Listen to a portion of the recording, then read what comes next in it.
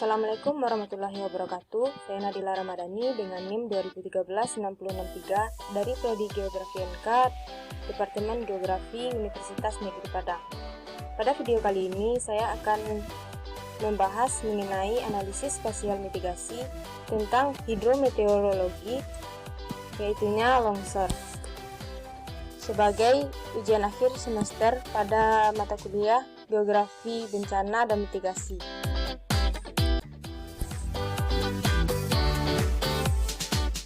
Baiklah, bencana menurut Undang-Undang Nomor 24 Tahun 2007, yaitu peristiwa atau rangkaian peristiwa yang mengancam dan mengganggu kehidupan dan penghidupan masyarakat yang disebabkan baik oleh faktor alam atau faktor non-alam maupun faktor manusia sehingga mengakibatkan timbulnya korban jiwa seperti kerusakan lingkungan, kerugian harta benda, dan dampak psikologis.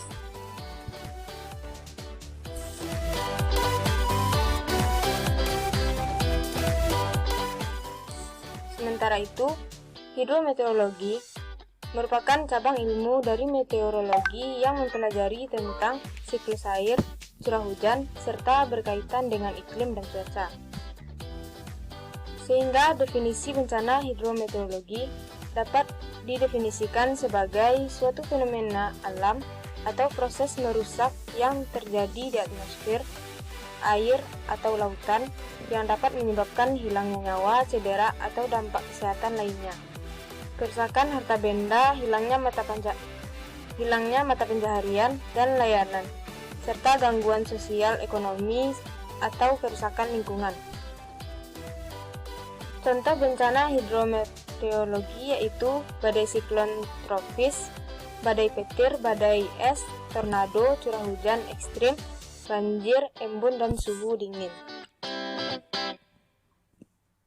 Berikut merupakan salah satu dari bencana hidrometeorologi, yaitunya longsor, yaitu salah satu jenis gerakan massa tanah atau batuan ataupun percampuran keduanya menuruni atau keluar lereng akibat terganggunya kestabilan tanah atau batuan penyusun lereng. Parameter yang menyebabkan terjadinya bencana longsor yaitu curah hujan.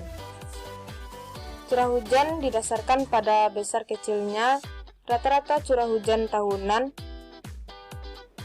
Semakin besar curah hujan rata-rata tahunan, kemungkinan terjadinya longsor relatif cukup besar dibandingkan dengan curah hujan rata-rata tahunan yang lebih kecil.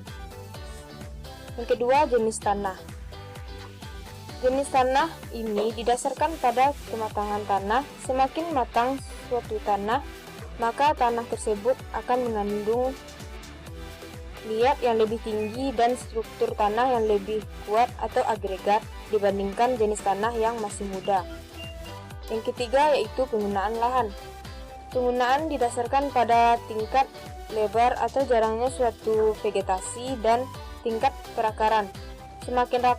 Semakin rapat vegetasi dan semakin kuat perakaran, maka kemungkinan kecil akan terjadinya longsor. Yang keempat yaitu dari struktur geologinya, yaitu berkaitan dengan struktur batuan penyusun suatu tanah atau lahan tersebut. Yang kelima yaitu kelerengan.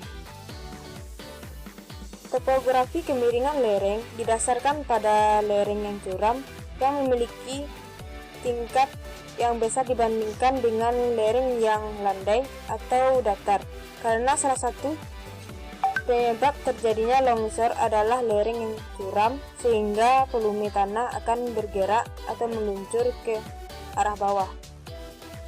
Yang terakhir yaitu daerah yang rawan tanah longsor, yang mana daerah yang rawan longsor dapat ditentukan menggunakan sistem informasi geografis atau SIG dengan metode index story sehingga mendapat nilai-nilai berupa angka yang nantinya nilai kisaran ini dikonversi pada beberapa tingkatan sesuai kebutuhan.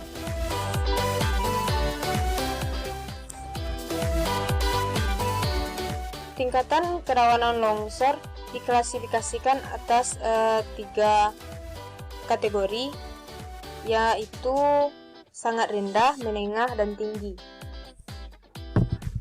Nah, seperti pada peta kerawanan longsor di wilayah Kabupaten dan Kota Bogor, ini terdapat 3 kategori tingkat kerawanan longsor, yang mana pada daerah yang disimbolkan dengan warna merah itu merupakan tingkat kerawanan longsor yang dikategorikan tinggi, yang kuning merupakan tingkat menengah, dan abu-abu merupakan sangat rendah.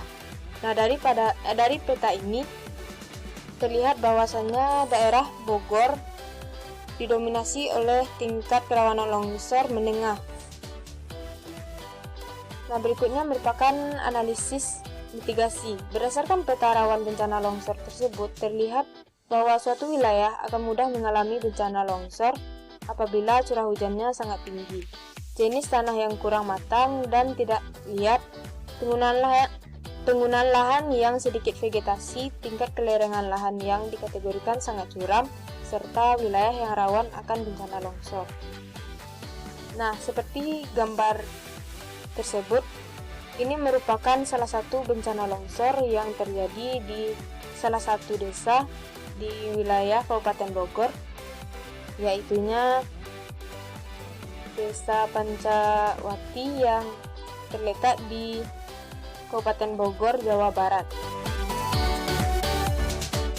Longsor yang terjadi di desa ini disebabkan oleh adanya pengaruh hidrometeorologi, yaitunya curah hujan yang ekstrim pada hari tertentu.